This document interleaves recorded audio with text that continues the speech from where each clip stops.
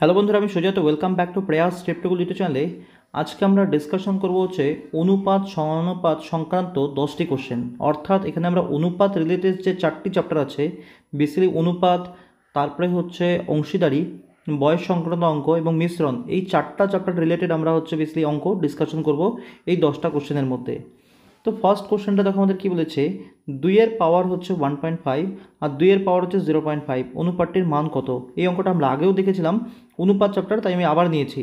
দেখো 2.5, 2-এর পাওয়ার 2.5, বেসিক্যালি এটাকে আমরা লিখতে পারি হচ্ছে 2-এর পাওয়ার আমাদের 3/2, আর 2-এর পাওয়ার হচ্ছে 0.5, বেসিক্যালি আমরা বলতে পারি হচ্ছে 2-এর পাওয়ার আমাদের হচ্ছে হাফ। 2-এর পাওয়ার 3/2কে আমরা কীভাবে লিখতে পারি 2-এর পাওয়ার 1 গুণন হচ্ছে 2-এর পাওয়ার হাফ। এটাকে কী করে লিখলাম আমরা? ব্যাপারটা হচ্ছে যখন আমরা একই সংখ্যাকে গুণ করি তখন কিন্তু আমরা পাওয়ারগুলোকে যোগ করে লিখতে পারি।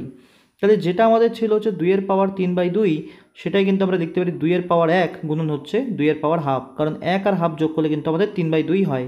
সেমভাবে এখানে আমাদের আছে হচ্ছে 2-এর পাওয়ার হাফ। যেহেতু আমরা অনুপাত করছি তাহলে আমরা তো কাটাকাটি করতে পারি, এই 2-এর পাওয়ার হাফ আর এই 2-এর পাওয়ার হাফ কেটে গেল, তাহলে আমাদের অ্যান্সার বলবো হচ্ছে 2:1।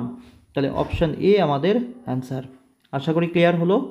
নেক্সট কোশ্চেন, 2 নম্বর কোশ্চেনটা বলেছে এ এবং বি এর কাছে মোট 6,300 টাকা আছে। যদি এ এর মূলধনের 5/19 অংশ বি এর মূলধনের 2/5 অংশের সমান হয়, তবে বি এর মূলধন কত? তাহলে এখানে আমাদের বলেছে এর মূলধনের হচ্ছে 5/19 অংশ, যেটা হচ্ছে আমাদের বি এর মূলধনের 2/5 অংশের সমান, এটাই আমাদের বলেছে। এখান থেকে যদি আমরা কোনাকুনি গুণ করি আমরা এটা কিন্তু বলতে পারি 25A সমান সমান হচ্ছে 38 হচ্ছে বি। তাহলে এখান থেকে আমরা এ আর বি এর অনুপাত কত বলবো, সেটা আমরা বলবো হচ্ছে 38 অনুপাত হচ্ছে 25। এবার দেখো তার মানে এ পাচ্ছে হচ্ছে 38 টাকা, তো বি পাচ্ছে আমাদের 25 টাকা। এদের যোগফল আমরা কত বলতে পারি, 38 আর 25কে যোগ করে দাও, তাহলে সেটা আমরা পাবো হচ্ছে 63 টাকা। আর সেটাই এখানে আমাদের বলা হচ্ছে 6,300। তাহলে 63-এর মান হচ্ছে 6,300। তাহলে আমরা একের মান কত বলবো, সেটা হচ্ছে 100। আমাদের বের করতে হবে কি বিয়ের মূলধন, বিয়ের মূলধন কত 25, তাহলে 25-এর মান আমরা কত বলবো 2500 টাকা। তাহলে আমাদের যেটা অ্যান্সার হয়ে যাচ্ছে সেটা হচ্ছে অপশান এ। আশা করি ক্লিয়ার।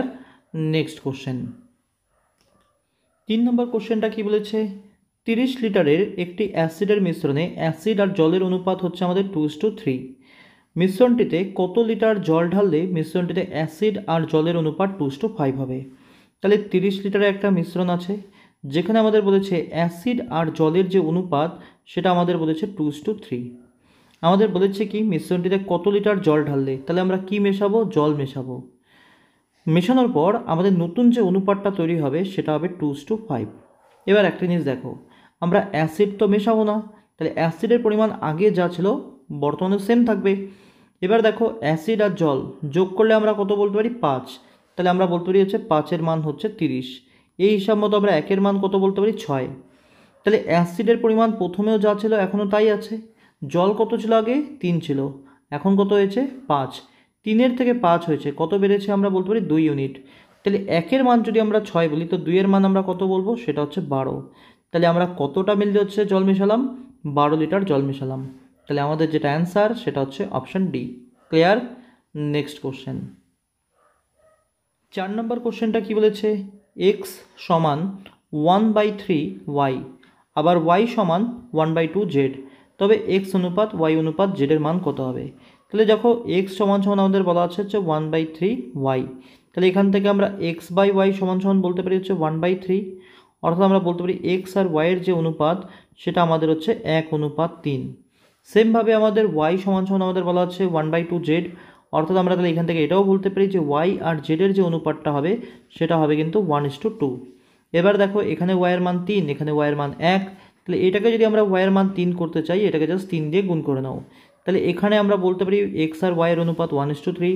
এই 3 দিয়ে গুণ করলে ওয়াইয়ের মান আমরা 3 পাবো, তো জেডের মান আমরা পাবো 6।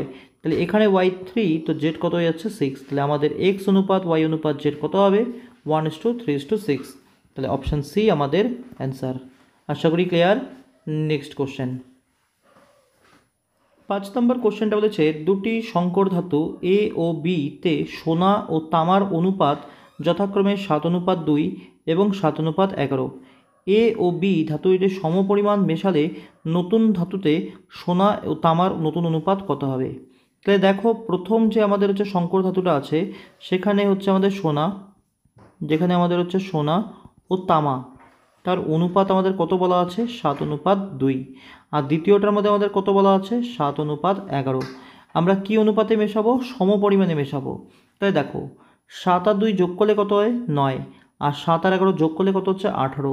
তাহলে একটা কাজ করো, এখানে যখন যোগফলটা 9 হচ্ছে এটাকে আমরা 18 করব, তাহলে আমরা এটাকে 2 দিয়ে গুণ করে দেবো। যদি গুণ করি তাহলে 7কে 2 দিয়ে গুণ করলে আমরা পাবো 14, আর 2কে 2 দিয়ে গুণ করলে আমরা পাবো 4, অর্থাৎ এই যোগফলটা আমরা এখন 18 বলতে পারি, আর এই যোগফলটা আমরা পাচ্ছি 18। এবার কিছুই না, জাস্ট সোনার সাথে সোনাকে যোগ করে দাও, তাহলে 14 আর 7 যোগ করলে আমরা কত পাবো 21, আর 4 আর 11 যোগ করলে কত হবে 15। বাস এদের অনুপাত দেখে নাও, 3 দিয়ে কাটলে 7, তো 3 দিয়ে কাটলে 5, তা আমাদের যেটা অ্যান্সার সেটা হচ্ছে 7:5। তাহলে অপশান ডি আমাদের অ্যান্সার। আশা করি ক্লিয়ার। নেক্সট কোশ্চেন, 6 নম্বর কোশ্চেনটা বলেছে এ এবং বি এর বয়সের অনুপাত 5:x। এর বয়স সি এর থেকে 18 বছর কম এবং 9 বছর পরে সি এর বয়স হবে 47 বছর। যদি এ ও বি এর বয়সের পার্থক্য সি এর বয়সের সমান হয় তবে এক্স এর মান কত হবে। তাহলে ফার্স্ট অফ অল দেখো আমাদের বলা আছে 9 বছর পর সি এর বয়স হবে 47 বছর। তাহলে সি এর বর্তমান বয়স কত, আমরা বলতে পারি 47 বিয়োগ 9, যেটা আমরা বলতে পারি হচ্ছে 38 বছর। তাহলে এটা হচ্ছে সি এর বর্তমান বয়স। এবার কি বলেছে, এর বয়স সি এর থেকে আবার 18 বছর কম। তাহলে এখান থেকে যদি আমরা 18 মাইনাস করি তাহলে যেটা আমরা পাবো সেটা কিন্তু আমরা বলতে পারি হচ্ছে এর বয়স। এখানে আমাদের এ কত আছে 5 ইউনিট, তাহলে আমরা এসিলি বলতে পারি হচ্ছে এর বয়স যেটা সেটা আমাদের হচ্ছে 20। তাহলে এই হিসাব মতো তাহলে আমাদের হচ্ছে বি এর বয়সটা কত হওয়া উচিত, সেটা হচ্ছে 4x হওয়া উচিত। তাই বলতে পারি আমরা, কারণ 5কে 4 দিয়ে গুণ করলে 20 হয়, তাহলে 4 দিয়ে এক্সও গুণ হবে, তাহলে আমরা বলতে পারি হচ্ছে 4x, এটা আমরা বলতে পারি।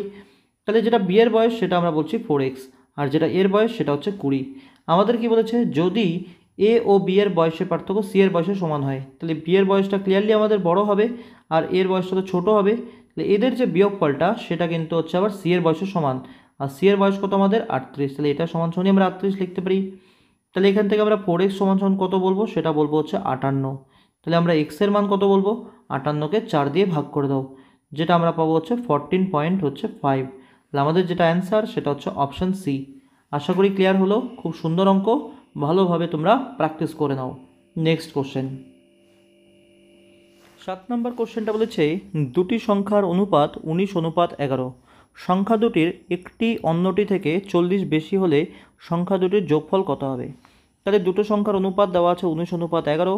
তাহলে একটা সংখ্যা যদি আমরা 19 বলি আর একটা সংখ্যা হচ্ছে 11, এদের মধ্যে বলেছে একটি অন্যটি থেকে 40 বেশি, তার মানে এদের মধ্যে পার্থক্যটা আমরা কত বলতে পারি, এদের মধ্যে পার্থক্যটা আমরা বলতে পারি হচ্ছে 8, আর এই 8-এর মানই আমাদের বলেছে হচ্ছে 40। তাহলে এই হিসাব মতো আমরা একের মান কত বলতে পারি, একের মান আমরা বলতে পারি 5। আমাদের বলেছে সংখ্যা দুটির যোগফল, তাহলে 19 আর 11 যোগ করলে কত পাবো আমরা 30। তাহলে 30-এর মান কত বলবো 5 গুণন 30, যেটা আমাদের অ্যান্সার সেটা হচ্ছে 150। তাহলে অপশান বি আমাদের অ্যান্সার। আশা করি ক্লিয়ার, খুব সহজ অঙ্ক। নেক্সট কোশ্চেন, 8 নম্বর কোশ্চেনটা বলেছে 0.12 কমা হচ্ছে 0.21 এবং হচ্ছে 8 এর চতুর্থ সমানুপাতিক কত হবে। তাহলে আমাদের বেশি হচ্ছে সমানুপাতিক যদি সম্পর্ক আমরা বলি, বেশি আমাদের এই সম্পর্কটা মাথায় রাখতে পারি যে এ বাই বি সমান সমান হচ্ছে সি বাই ডি, যেখানে এ আমাদের প্রথম সমানুপাত, বি আমাদের দ্বিতীয় সমানুপাত, সি আমাদের তৃতীয় সমানুপাত, আর ডি আমাদের হচ্ছে চতুর্থ সমানুপাত। তাহলে এ আমাদের কত বলেছে 0.12, তাহলে এর জায়গায় আমরা লিখবো হচ্ছে 0.12, বির জায়গায় আমরা কত লিখবো 0.21, সি এর জায়গায় আমরা লিখবো হচ্ছে 8, আর ডি এর জায়গায় আমরা লিখবো হচ্ছে এক্স। বাস এবার এখান থেকে করো কাটাকাটি, এই দশমিক আর এই দশমিক তো আমরা তুলে দিতেই পারি।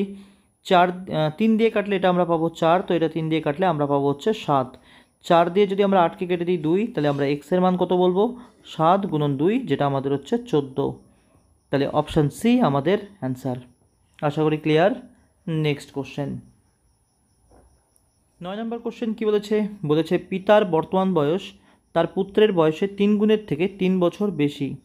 3 বছর পর পিতার বয়স তার পুত্রের বয়সের দ্বিগুণের থেকে 10 বছর বেশি হলে পিতার বর্তমান বয়স কত।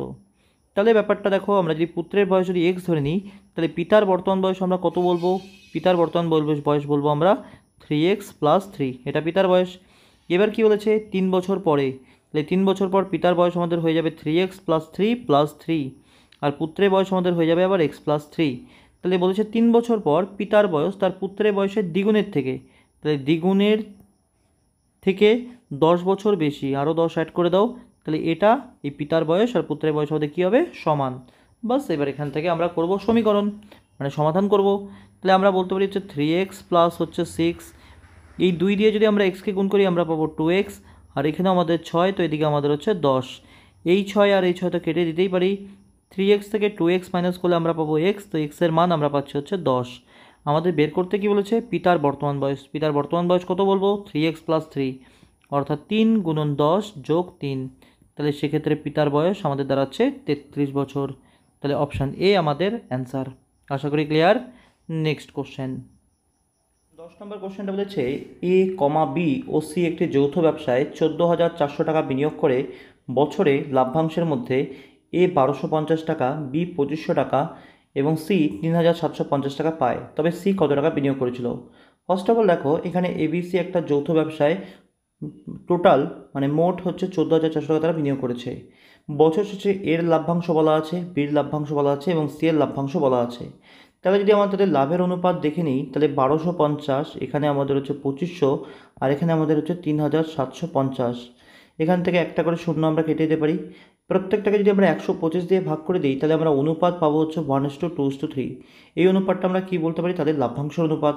এবার দেখো, যেটা আমাদের লাভ্যাংশের অনুপাত, এটাই কিন্তু আমরা আবার বলতে পারি তাদের হচ্ছে বিনিয়োগের অনুপাত। কি করে, কারণ এখানে আমাদের সময়টা উল্লেখ করা নেই, মানে সময়টা প্রত্যেক ক্ষেত্রে আমরা তাহলে সেম ধরে দেবো। আমরা বলবো যেটা তাদের লাভের অনুপাত সেটাই কিন্তু তাদের আবার বিনিয়োগের অনুপাত। তাহলে তাদের মোট বিনিয়োগ কত হচ্ছে অনুপাত অনুযায়ী, 1 আর 2 যোগ করলে 3, আর 3 যোগ করলে হচ্ছে 6।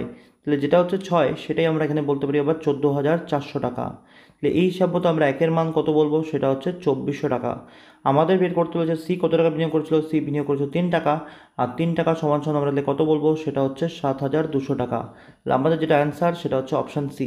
আশা করি ক্লিয়ার। তো এই হচ্ছে অনুপাত, বয়স, মিশ্রণ এবং হচ্ছে অংশীদারি মিলিয়ে 4টা চ্যাপ্টার মিলিয়ে হচ্ছে 10টা কোশ্চেন।